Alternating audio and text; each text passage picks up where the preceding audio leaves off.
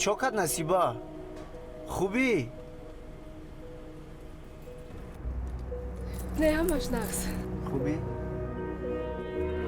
همش ناز؟ نصیبا بیا امروز یک جا خوراکی شام خوریم. چی گفتی؟ حالتم خوب نیست. بیا گو روز دیگر. التماس نگو، یک سورپریز دارم تو دم. میبینیم زنگت میزنم ولیش. منتظر میشم.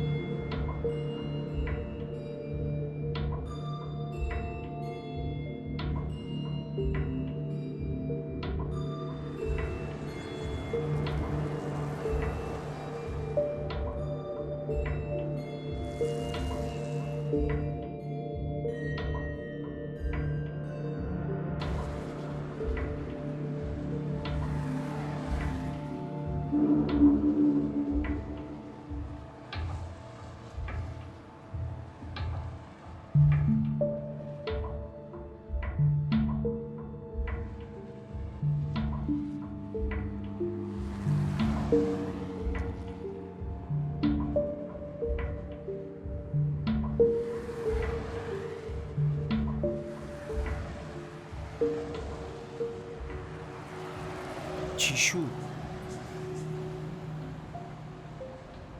برای چی گریه میکنی؟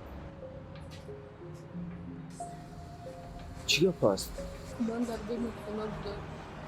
خب دکتر با من گفت که خب کی اینجا است؟ 2 ماه پس من بیماری سرطان شدم. چی؟ من دیگر انتظار نشم.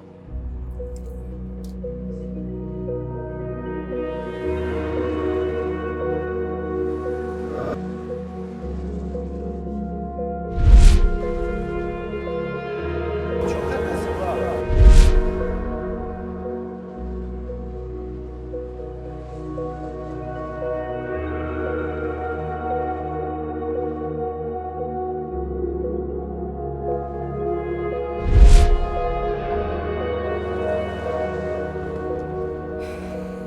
حالتم خوب نیست. بیا روز دیگر.